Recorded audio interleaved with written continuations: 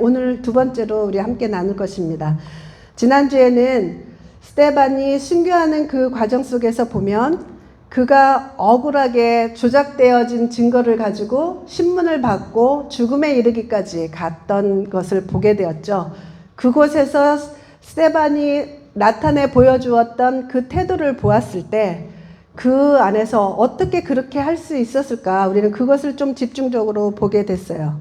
그래서 사람들이 집중해서 정말 주목해서 스데반의 얼굴을 봤다 그랬죠. 그런데 스데반의 얼굴은 두려움이나 억울함이나 분함이나 이러한 것들이 하나도 없고 그의 얼굴에는 천사와 같은 얼굴을 가지고 있었다고 했어요. 어쩌면 이것이 사람들을 더 두렵게 하고 도대체 무엇일까라는 궁금증을 갖게 했을 것이다 라는 그 마음이 의심치 않아요.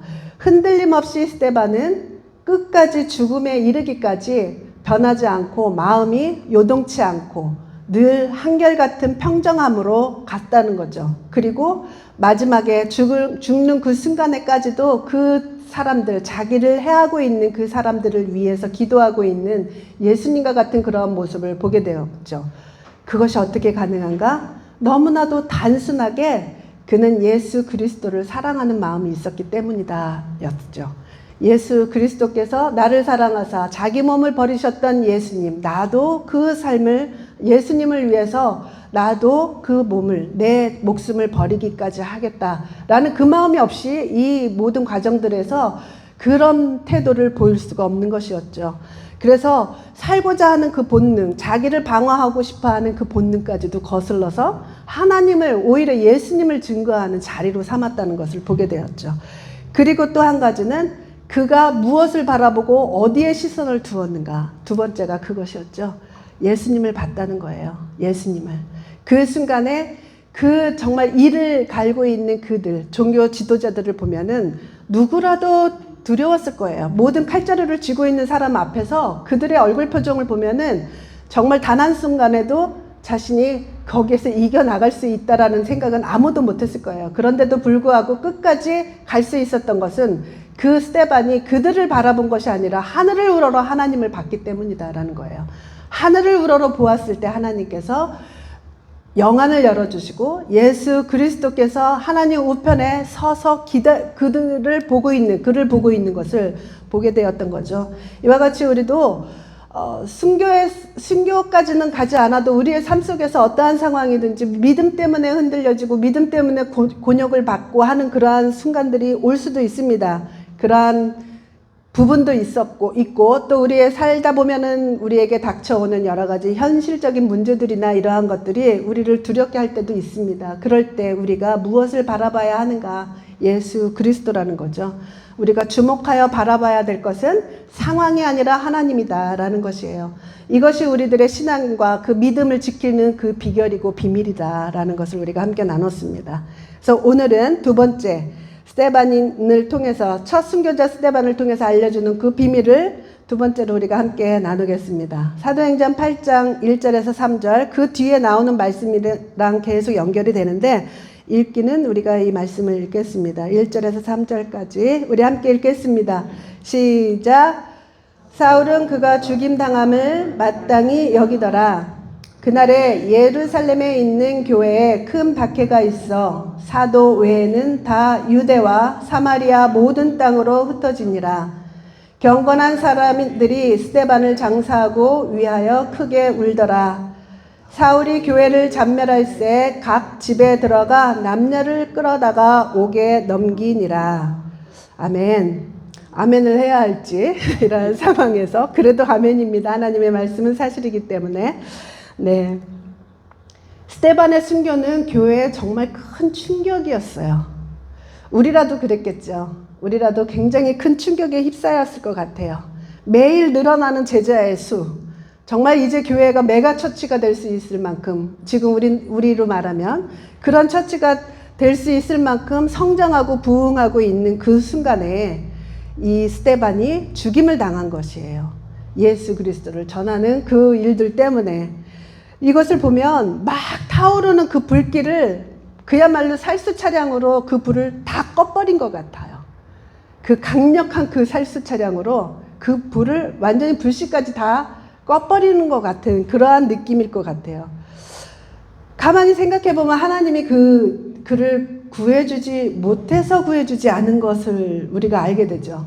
그 이전에도 있었던 일들, 베드로나 요한이나 누가 잡혔을 때 하나님은 아무도 모르게 그냥 3차원, 4차원의 세계에서 문을 열어주시고 도망가게 하셨던 그러한 사건이나 훗날에 이렇게 보면 바울이 복음을 전할 때에도 당했었던 그런 순간에 독사에게 물려서 그 순간에 직사할 수밖에 없는 그런 순간인데도 불구하고 그냥 뱀을 털어버리는 그러한 일들도 있었어요. 그래서 섬 사람들이 와 제우스 신이다 하면서 막 그 앞에 엎드려질 만큼 그러한 사건들도 있는 것을 보면 우리 하나님께서 스데반을 구해주지 못해서 구하지 않은 것이 아니다라는 것을 우리가 알게 되죠.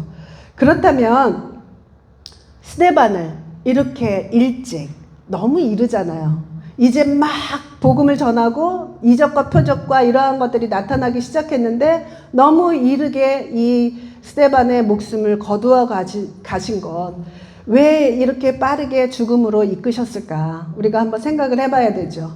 그리고 이제 이 교회에게 닥친 이 현실들을 어떻게 할 것인가? 이 큰 상실이 어떤 의미를 갖게 되는 것인가?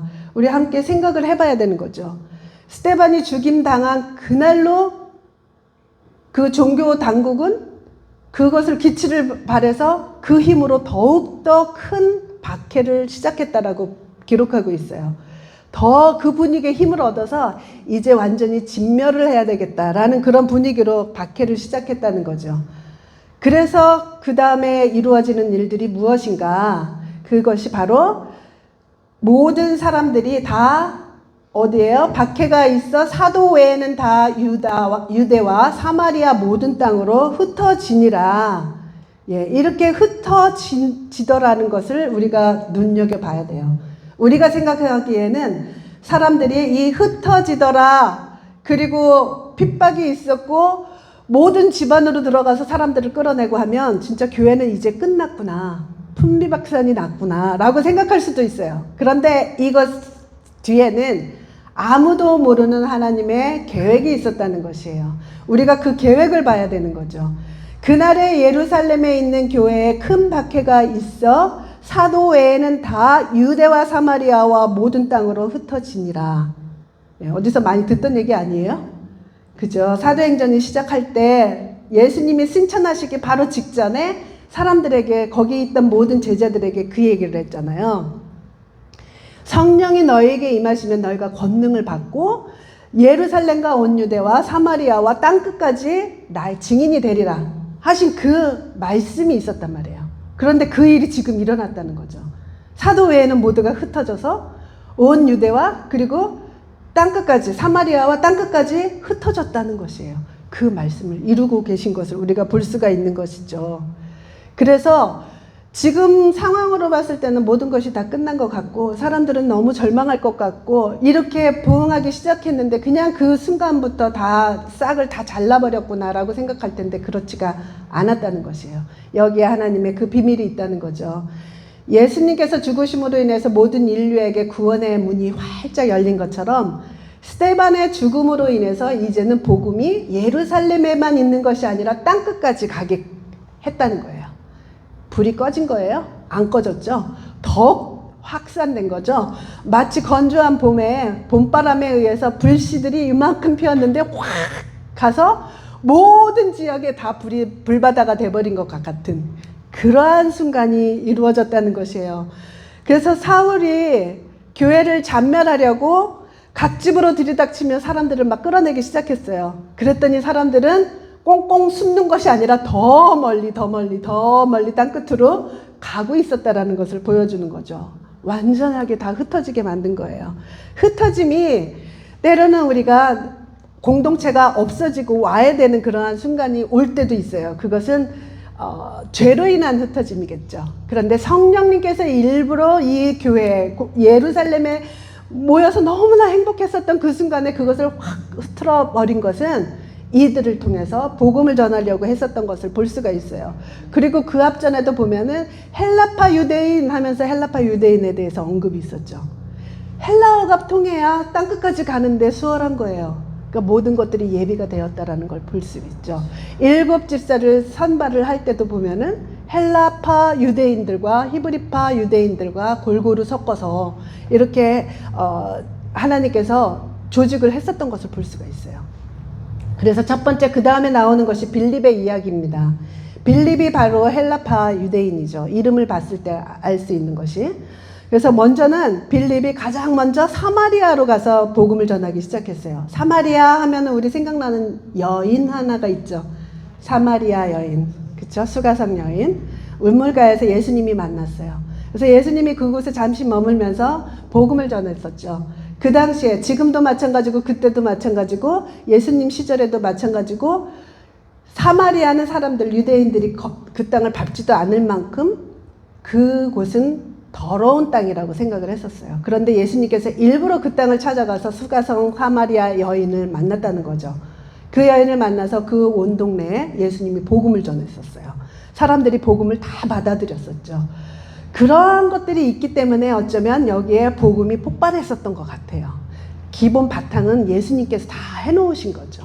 그래서 모든 사람들이 예수님의 그 역사를 받고 예수님의 하신 그 이적들을 다 봤던 거죠. 그렇기 때문에 빌립이 그곳에 가서 복음을 전할 때 정말 폭발적인 복음의 그 역사가 일어났던 것을 볼 수가 있는 것이죠. 그래서 정말 사마리아 땅이 복음으로 인하여 강타당하는 그러한 역사가 있었던 거예요. 하물며 시몬이라는 그 마술사가 가만 보니까 그 사도들이 이곳으로 와서 제자들에게 그 믿는 성도들에게 안수를 하니까 성령이 임해서 그들에게도 나타나는 이적과 표적이 있었던 거예요. 그러니까 이 마술사 시몬이 와 나도 저것을 받으면 진짜 떼돈 벌겠다 이런 생각을 했을 거예요. 그죠? 직업적인 마술사니까. 그러니까 돈 주고 사려고 나 이 성령 받게 해달라. 그러한 역사까지 있었다는 거예요. 그 정도로 하나님의 일이 정말 폭발했었던 것을 볼 수가 있어요. 그런데 거기서 머물지 않고 하나님께서는 또 이 빌립을 어디로 가게 해요? 8장 26절에 한번 보겠습니다. 주의 사자가 빌립에게 이르시되 남쪽으로 향하여 예루살렘에 가서 가사로 내려가는 길까지 가라. 그 길은 광야니라 라고 하면서 어느 곳으로 인도하고 있는 것을 볼 수가 있어요. 근데 거기서 마침 에디오피아 그 왕의 그 간다게의 국고를 맡은 관리인을 만나게 돼요. 그러니까 굉장히 고위관직인 거죠. 고위관직. 그 사람이 예루살렘에 예배하러 왔다가 빌립을 만난 거예요. 하나님은 일부러 빌립 보고 그곳에 가게 해서 그 사람을 만나게 한 거죠. 근데 하필이면 이사야서를 읽고 있었던 거예요. 이 사람이.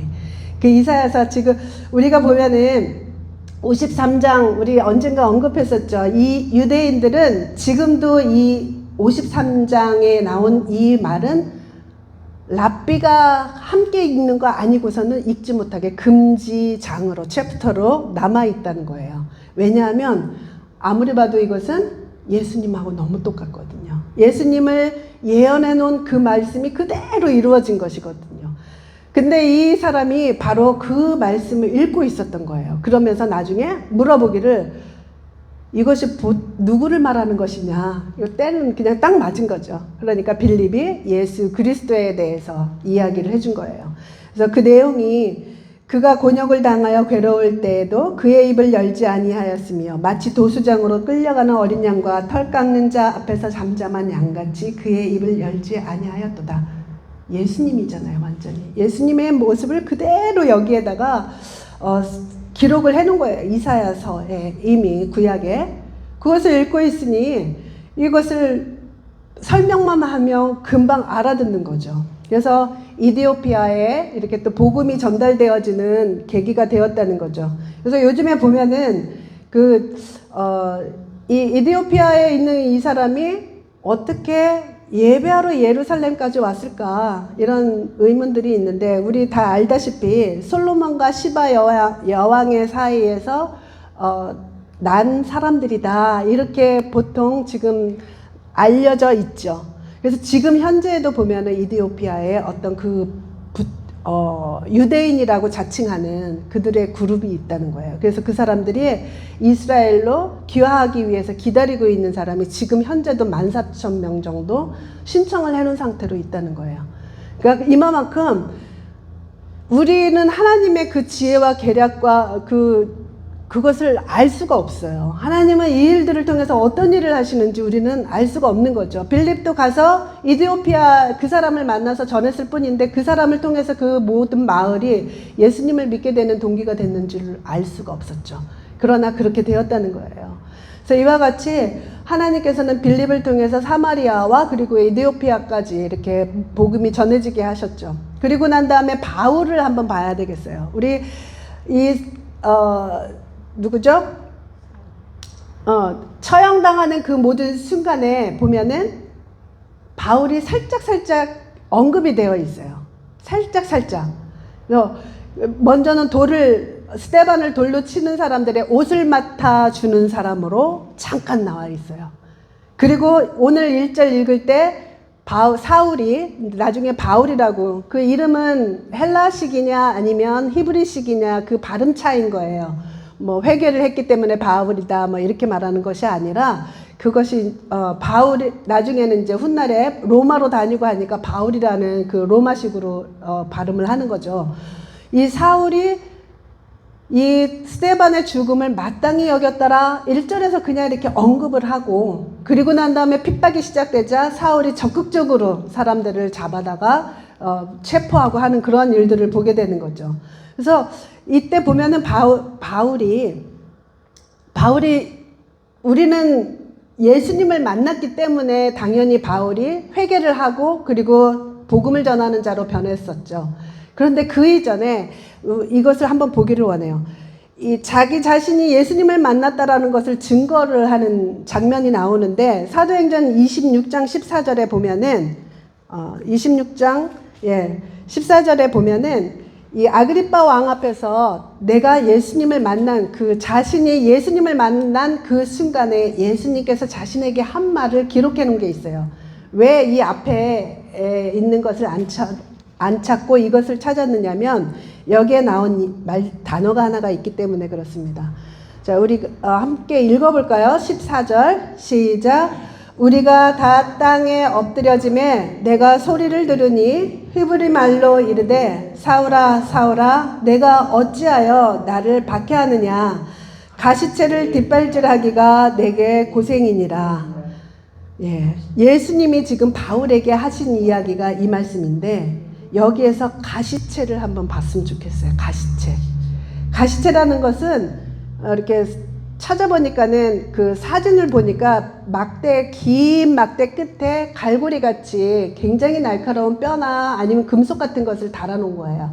그래가지고 동물들을 치면서 인도할 때 다른 길로 가지 못하도록 그것을 막을 때 쓰는 것이라는 거죠. 가시체가. 그런데 예수님이 가시체를 뒷발질하기가 내게 고생이니라 이렇게 이야기를 했어요. 그렇다면 바울에게 가시체가 있었다는 거예요. 바울에게 가시체가 있는데 그에게 있었던 가시체가 도대체 무엇일까? 뭔가를 자꾸 이 사람을 자극하면서 하나님께로 인도하려고 하는 뭔가가 있었다는 거예요. 바울은 인정하지 않고 바울은 거부했었겠죠. 그런데 바울에게 가시체가 있었다는 것이에요. 자, 순교자라는 그 단어를 한번 봤으면 좋겠어요. 순교자라는 단어는 증인이랑 똑같은 단어를 사용합니다. 그래서 증언을 하더라. 순교자라고 완전하게 번역을 하지는 않아요. 이렇게 표제로는 쓰였어도 성경에 다 증언하더라, 증언자 이렇게 번역이 되어 있는데 순교자랑 증인이랑은 동일한 단어입니다. 그래서 신앙을 위해서 죽임당하는 것이 순교인 거죠. 내 신앙을 지키기 위해서 죽임까지 당하는 것이 순교예요. 그런데 이것이 증인이 된다는 거예요. 증언이 된다는 거죠. 그래서 그 증언은 무슨 증언이냐? 나의 믿음. 지금 스데반이 죽었을 때 순교자였지만 그 자신의 그 죽음을 증언한 거예요. 나의 가치는, 내가 가장 가치 있게 여기는 것은 목숨이 아니다. 예수 그리스도의 복음이다. 라는 것을 증언을 한 거죠. 그 증언이 가시체가 된 거예요. 바울에게는. 정말 꿈에도 나타났을 것 같아요. 바울은 그것을 거부하기 위해서 계속해서 더 잔인하고 더 학대하고 박해하고 그랬었지만 바울의 마음에는 떠나지 않는 그런 환영과 환청과 이런 것이 있었을 것 같아요. 자기 자신을 죽이고 있는 사람 앞에서 얼굴 표정이 천사와 같고, 자기 자신을 죽이는 사람 앞에서 피는 터지고 있고 지금 목숨이 간당간당 거의 죽음에 다다르고 있는데 거기에 돌을 던지는 사람을 위해서 기도를 하고 있고, 도대체 이게 뭐지? 하는 그런 마음이 왜 없었겠어요, 바울에게? 바울에게는 분명히 이러한 모든 것들이 가시체가 됐을 거예요. 그래서 이것을 지워버리고 아니야 거부하면서 일부러 더 기독교인들을 학대하고 핍박하고 잡아들이고 그랬을 것 같아요. 그래서 예수님이 딱 만나자마자 가시체를 뒷발질하기가 너가 정말 고생하는구나. 가시체를 인정하고 그래 맞아 뭔가 있을 거야 라고 하면 너무 쉬운데 그것을 자꾸 뒷발질하는 거예요. 그럼 자기만 다치잖아요. 그러고 있는 상태를 말하는 거죠. 제가 언젠가 한번 이야기 나눴었던 것이 있는데 어떤 권사님이 남편에게 굉장히 핍박을 받았어요. 예수님 믿는다고, 교회 간다고, 새벽에 간다고, 저녁 예배 간다고 핍박을 받기 시작을 했는데 점차 이 핍박이 너무나 커지는 거예요, 남편이. 어느 날은 때리기도 하고 막 그러다가 나중에는 머리채를 잡고 막 온 집안을 돌고 있었다는 거죠. 그런데 이 권사님 안에서는 알 수 없는 막 그 기쁨이 막 솟아나더라는 거예요. 그래서 막 기억하시죠? 막 웃었다는 거예요. 너무 막 오히려 베드로도 예수 이름 때문에 내가 이렇게 받고 있는 것을 기쁘게 여겼다라고 한 것처럼 이 사람도 그랬다는 거예요. 그래서 막 웃었대요. 너무 좋아가지고. 그랬더니 남편이 깜짝 놀라고 손을 딱 놓고서 이렇게 쳐다보더라는 거예요. 그리고 결과적으로는 이 남편이 예수님을 믿었다는 거죠. 이것처럼 정말 사람으로서는 할 수 없는 그러한 것들을 보고 그것을 보고 두려워하는 것이 있어요. 근데 바울에게도 분명히 그것이 있었다는 거죠. 그런데 그것을 거부하고 밀쳐내려고 했었던 것을 볼 수가 있어요. 그런데 아무리 부인하고 싶어도 쫓아오는 그 환영들, 그 얼굴 표정과 막 이런 게 있었을 거 아니에요. 그리고 그의 그 기도 소리 이런 것들이 막 들렸을 것 같아요. 저번에 얼마 전에 제가 본 영화 말씀드렸었죠. 신의 악단에서 보면은 거기에서 한 사람이 그런 사람이 나타났죠. 뭐냐면은 가짜 찬양단이라 그랬어요. 그러니까 북한이 자신의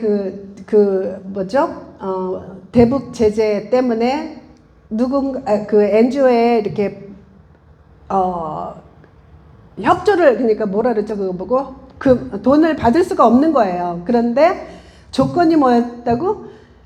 교회를 2개를 세우고 그리고 그 모든 멤버들 앞에서 부흥회를 열어라, 이거였다는 거죠. 그래서 부흥회를 열기 위해서 그 돈을 진짜 받으려면 진짜처럼 해야 되기 때문에 그 연습을 했었다고 했죠. 근데 그 중에 한 명이, 그 멤버 중에 한 명이 어느 날은 막 울면서 이제 거기 그 고위 간부한테 온 거예요. 그래서 막 울면서 두려움에 떨어가지고 우는 거예요. 왜냐하면 여기를 봐도 십자가, 저기를 봐도 십자가, 책을 보면 거기에 십자가가 있고 성경이 보이고 막 그러더라는 거죠. 이 사람에게는 그것이 가시체가 된 거예요. 그래서 결국에는 믿음을 갖게 하는 그러한 역사가 있었던 거죠. 이것처럼 하나님께서는 우리들의 마음에 찔림으로나 무엇이로나 주신다는 거죠. 근데 바울에게도 그러한 찔림이 있었고 뭔가가 있었는데 그것을 애써 부인했었던 것을 볼 수가 있어요. 그래서 살기가 등등했다라는 그 의미는 살기로 숨을 쉬었다라는 거예요. 그러니까 그 살기로 채우지 않으면 자기가 그것을 건들 수가 없는 거였겠죠. 그죠? 그래서 이와 같이 사울에게도 그러한 모습이 있었다는 거예요. 그 사울을 예수님께서 직접 만나서 다루시기 시작한 거예요. 참 고생하는구나 라고 하면서 이 바울을, 예수님을 믿을 수밖에 없도록 직접 만나주시고 너가 왜 나를 핍박하느냐 라고 이렇게 말씀을 하신 거죠. 그리고서는 어떻게 됐죠?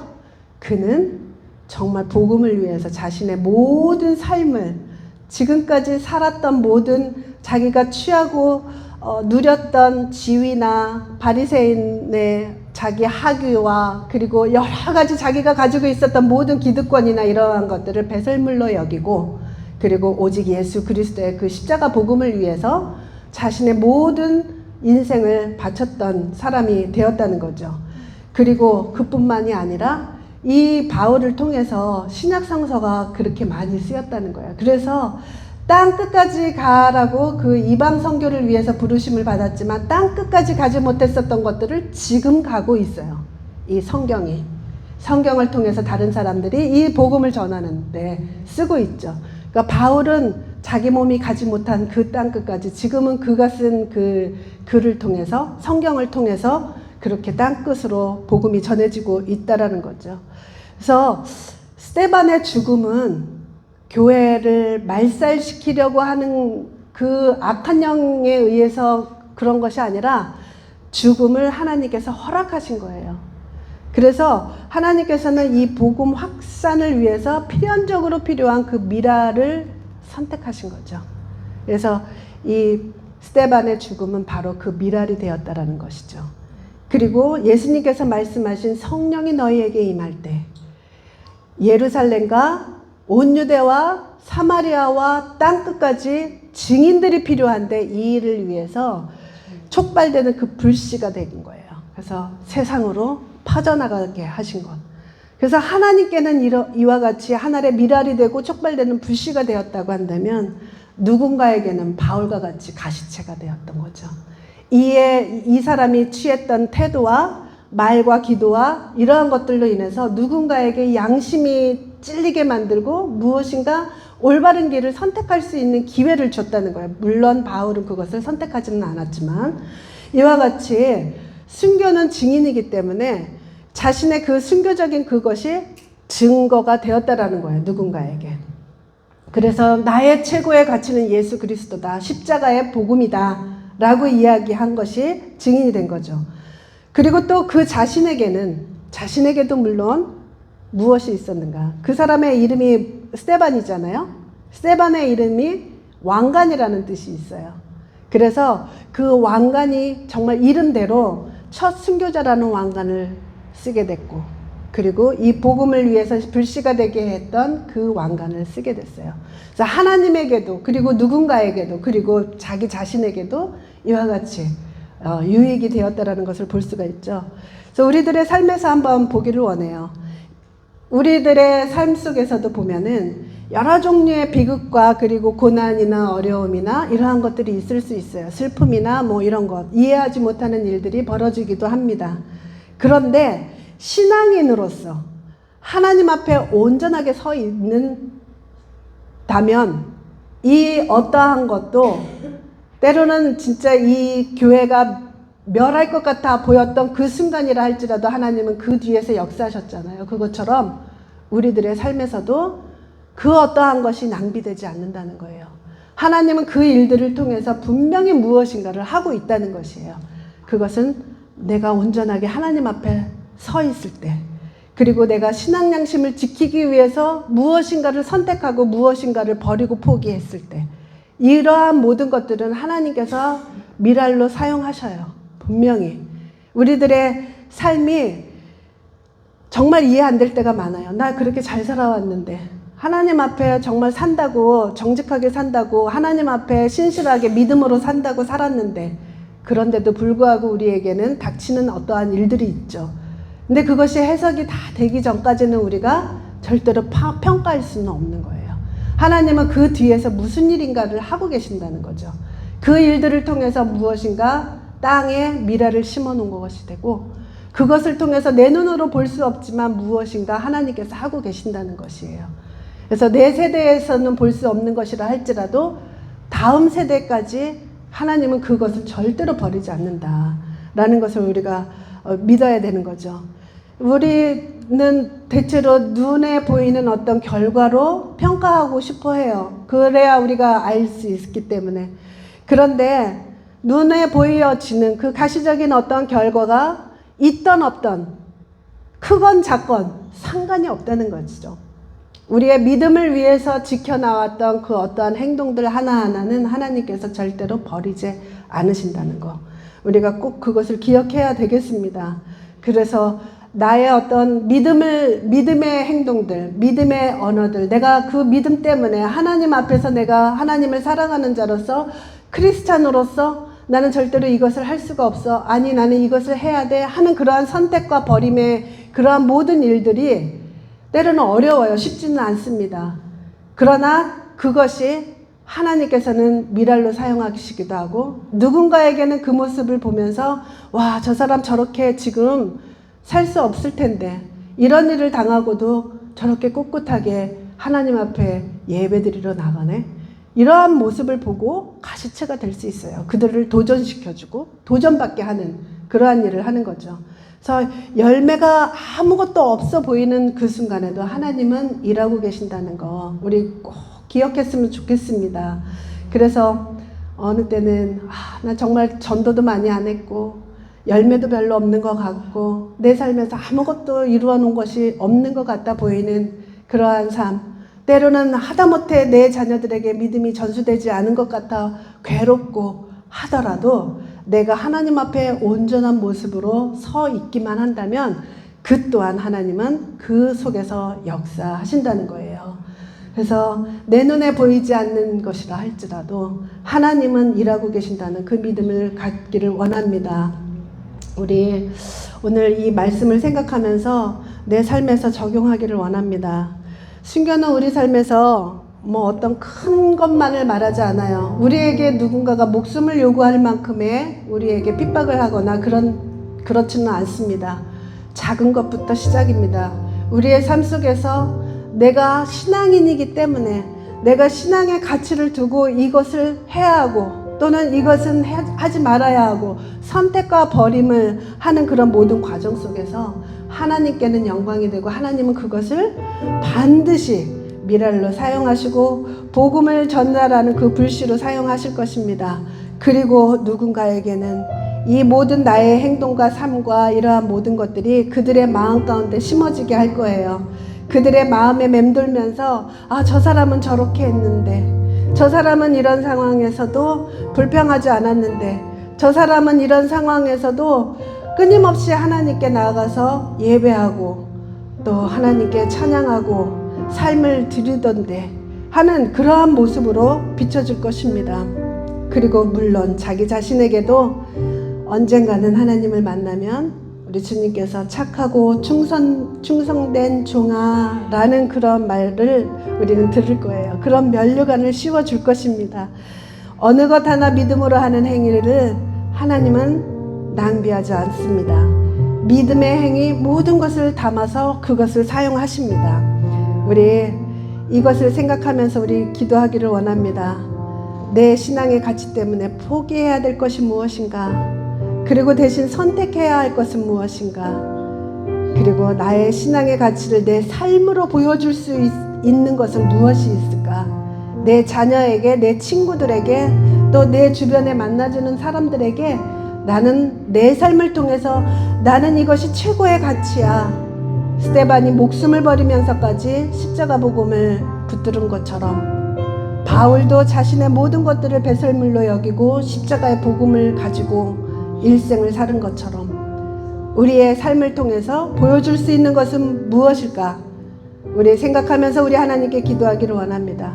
내 삶에서 열매가 보이지 않기 때문에 낭비야, 이제 더 이상 그것을 하는 것은 시간 낭비일 뿐이야 라고 생각했던 것들이 혹시라도 있다면 그 가치를 위해서 새로운 시작이 필요한 것이 무엇인가? 우리 이러한 것들을 생각하면서 우리 함께 다 같이 기도하시겠습니다. 하나님 아버지 감사합니다. 우리는 스데반처럼 내 목숨을 버리기까지 할 그러한 상황이나 환경은 아닙니다. 그러나 얼마든지 우리가 삶 속에서 나의 신앙을 지키기 위해 내가 무엇인가를 포기하고 또 내가 무엇인가를 택하고 해야 하는 그러한 일들이 많이 있음을 고백합니다. 아버지 하나님, 이런 작은 것 하나부터 시작하여 우리는 언제 혹시라도 우리에게 다가오는 환난의 시기가 돌아온다 할지라도 우리는 순교를 할지언정 우리의 믿음을 버리지 않는 그런 참된 믿음의 사람들, 신앙인이 되게 하여 주시기를 간절히 원합니다. 그러기 위하여 우리의 삶에서 하나님께서 우리에게 가장 큰 가치, 하나님과 동행하며 구원을 받는 그 일을 위하여 내가 포기할 것은 포기하게 하여 주시옵소서. 그리고 대신에 나의 몸이 조금은 고달퍼도 주님의 일들을 우리가 선택하며 갈 수 있도록 인도하여 주시옵소서. 그것을 통하여 우리의 살면서 주님과 동행하는 일이, 주님과 함께 이 땅 가운데 천국을 살아가는 일이 가장 큰 가치를 가지고 있다라고 우리의 삶을 통하여 보여줄 수 있도록 인도하여 주시기를 간절히 원합니다. 아버지 하나님, 인도하여 주시옵소서. 우리 하나님 아버지, 우리의 삶은 바로 내가 믿는 바대로 살아가는 것임을 압니다. 내가 믿기 때문에 내가 그것을 행하며 살아갑니다. 그것처럼 우리가 믿는 것이 하나님의 나라요 하나님과 동행하는 것이 되기를 간절히 소원합니다. 아버지, 그리고 또한 내 삶의 열매가 보이지 않기 때문에 이것은 필요 없는 것이야 라고 여겼던 부분들이 있다고 하면 다시 기억나게 하시고 우리가 끝까지 그 일들을 이루어 나갈 수 있도록 인도하여 주시옵소서. 성령님께서 우리에게 주신 어떠한 사명이나 성령님께서 우리에게 주신 우리의 마음에 심어 놓으신 것들, 이러한 것들을 우리가 포기하지 않게 하여 주시고 열매가 보이지 않아도 그 좋은 가치를, 정말 최고의 가치를 위하여 살아가는 우리가 되게 하여 주시기를 간절히 원합니다. 우리 새로운 힘이 필요한 자에게 새로운 하나님의 힘을 더하여 주시옵소서. 그래서 아버지 하나님, 하나님께 영광 돌리는 우리 모두가 될 수 있도록 인도하여 주시기를 간절히 소원합니다. 아버지 하나님, 스데반은 죽음에 이르는 그 순간까지 자신이 소중하게 여겼던 예수 그리스도의 복음을 버리지 아니하고 타협하지 아니하고 끝까지 평정을 잃지 아니하며 평강 가운데 그것을 지키고 갔던 것을 보게 됩니다. 우리 또한 아버지 하나님, 그러한 삶이 될 수 있도록 인도하여 주시옵소서. 우리 삶의 모든 구석구석 아버지 하나님께서 주신 그 가치가 정말 스며들어가게 하여 주시옵소서. 그래서 우리의 모든 삶이 하나님께 영광되는, 영광 돌려지는, 그리고 또한 하나님께서 원하시는 그 뜻을 이루는 그런 자료가 되게 하여 주시기를 간절히 원합니다. 성령님, 함께하여 주시옵소서. 우리의 능력으로는 할 수 없습니다. 성령이 임하실 때 우리는 그 일이 가능합니다. 그러니 성령님, 우리를 인도하여 주시고 우리를 끝까지 그 길을 가게 하여 주시옵소서. 아버지 하나님, 우리 영적 전쟁에 돌입하면 우리 반드시 포기하지 아니하고 끝까지 이기며 갈 수 있도록 축복하여 주시기를 간절히 원합니다. 우리는 바로 아버지 하나님의 군사입니다. 하나님의 군대, 하나님의 군대로서 군사의 마음을 가지고 힘써 싸워 이기는 우리가 되게 하여 주시옵소서. 하나님 아버지, 감사드립니다. 예수님의 이름으로 기도드려 싸움나이다. 아멘, 아멘. 우리 자리에서 일어나셔서 십자가 군병들아, 우리 함께 찬양하시겠습니다.